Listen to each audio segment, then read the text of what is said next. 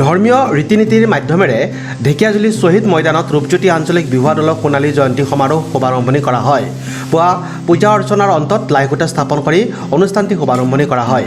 ঢেকিয়াজুলি ৰূপজ্যোতি আঞ্চলিক বিহুৱা দলৰ উক্ত সোণালী জয়ন্তী সমাৰোহৰ শুভাৰম্ভণি অনুষ্ঠানত অসম জাতীয়তাবাদী যুৱ ছাত্ৰ পৰিষদৰ কেন্দ্ৰীয় মুখ্য উপদেষ্টা তথা ঢেকিয়াজুলি ৰূপজ্যোতি আঞ্চলিক বিহুৱা দলৰ সোণালী জয়ন্তী সমাৰোহৰ উদযাপন সমিতিৰ সম্পাদক ৰাণা প্ৰতাপ বৰুৱা উপস্থিত থাকি অনুষ্ঠানৰ আঁত ধৰে।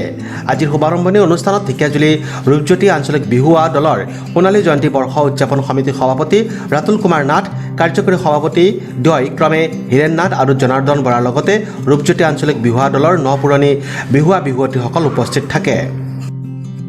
ৰাইজৰ এই অঞ্চলৰ সকলো ৰাইজৰ এটা মৰমৰ বিহুৱা দল ৰূপজ্যোতি আঞ্চলিক বিহুৱা দল।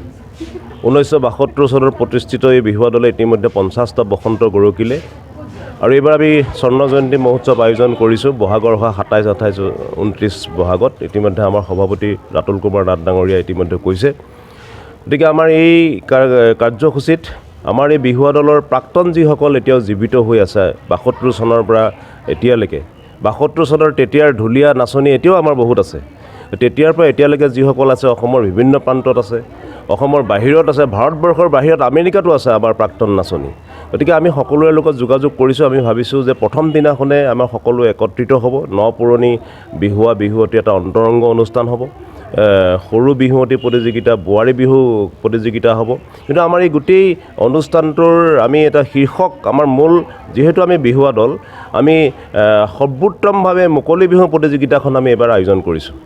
11টা বিহুৱা দলৰ পুৰস্কাৰ দিয়াৰ উপৰিও ইয়াত ঢুলীয়া 3জন ফাৰ্ষ্ট ছেকেণ্ড থাৰ্ড, তালীয়া 3জন ফাৰ্ষ্ট ছেকেণ্ড থাৰ্ড, এনেধৰণে সুতুলি বাদক, পেঁপা বাদককে আদি কৰি আমি প্ৰায় 5.5 লাখমান টকাৰ আমি ইয়াত আমাৰ পুৰস্কাৰ আগবঢ়াইছোঁ।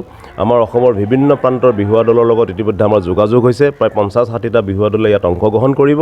গতিকে সমগ্ৰ ঢেকিয়াজুলিবাসীৰ ৰাইজ, ইয়াত থকা সকলো দল সংগঠন সকলোৰে আমি সহযোগিতা বিচাৰিছোঁ। অসমৰ বিভিন্ন প্ৰান্তৰ ৰাইজেও এই প্ৰতিযোগিতালৈ আহিব। আমি সকলোৰে সহযোগিতা আন্তৰিকতাৰে কামনা কৰিছোঁ। এটা ঐতিহাসিক বুলি ক'ব লাগিব। এটা উৎসৱ আমি মহা আয়োজন কৰিছোঁ। অসম খ্যাত ঢেকিয়াজুলিৰ ৰূপজ্যোতি আঞ্চলিক বিহুৱা দলৰ সোণালী জয়ন্তী সমাৰোহ আমি এই মে' মাহৰ 10, 11, 12 তাৰিখে এইখন মঞ্চ আৰু এইখন শ্বহীদ মৈদানতে আমি অনুষ্ঠিত কৰিম। এটা ব্যাপক প্ৰস্তুতি চলিছে আৰু তাৰ বাবে আজি এটা ভাল দিন। আমি সকলো চোৱা চিতা কৰি আজি লাইখুঁটা স্থাপনৰ বাবে আমি প্ৰস্তুতি লৈছোঁ। তাৰ কাৰণে প্ৰথম যি সেৱাভাগীৰ যি পূজা আমাৰ সেইখিনি সম্পূৰ্ণ হৈছে আৰু ইয়াৰ পিছতে কিছু সময় পিছত আমি লাইখুঁটা স্থাপন কৰিম।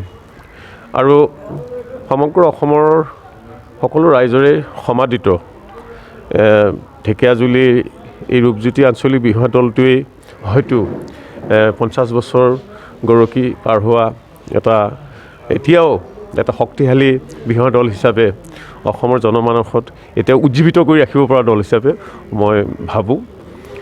মই ছাত্ৰ অৱস্থাৰ পৰাই দেখি আহিছিলোঁ এই দলটো অতি নিখুঁত আৰু পৰিপূৰ্ণভাৱে অনুষ্ঠানসমূহত এই অসমৰ জাতীয় কলা কৃষ্টিখিনি প্ৰদৰ্শন কৰি আহিছিল আৰু তেখেতসকল সমাদৃতও হৈছিল।